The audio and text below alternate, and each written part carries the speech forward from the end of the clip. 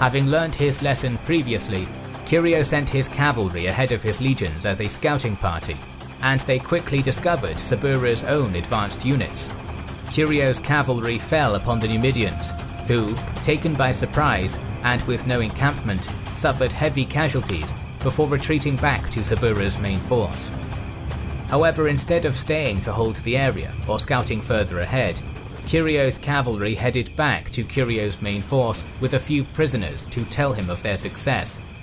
Curio had already marched 10 kilometers from the Castro Cornelia when his cavalry returned. He questioned the prisoners as to who their commander was, and they replied that Sabura was, confirming in Curio's mind that he was only facing a small portion of the Numidian army. Determined, Curio pushed his men to march on.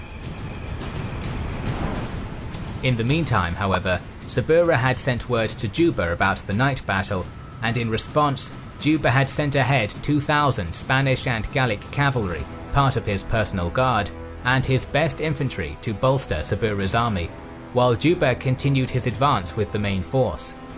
Sabura kept withdrawing his force, feigning retreats and pulling the Romans after him. Curio was being lured into a trap. Curio's army had now marched almost 28 kilometers since breaking camp, and his men were exhausted from the early start. They now found themselves in a large, flat, open plain. This was what Sabura had been waiting for.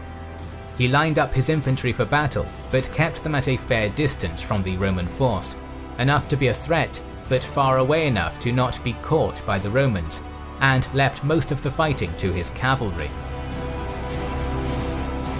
The previous engagements had already depleted Curio's cavalry, and still more had paused to rest and water their horses, leaving Curio with just 200 horsemen when the forces engaged, and the Numidians used this to their advantage. Their heavier Gallic and Spanish cavalry could charge the Roman flanks and rear, while the lighter Numidian cavalry skirmished and harassed them.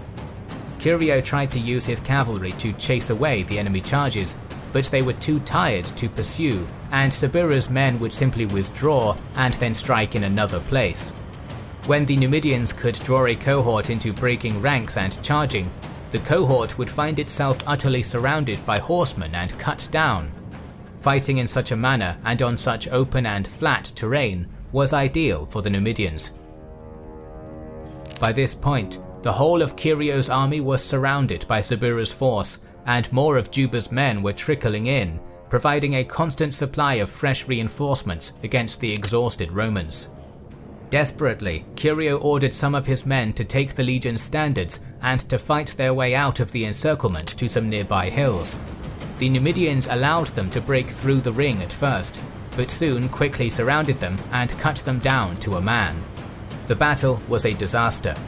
Curio's men had lost all hope. Some men broke down and cried to the gods or their mothers, others simply abandoned their weapons and waited to die.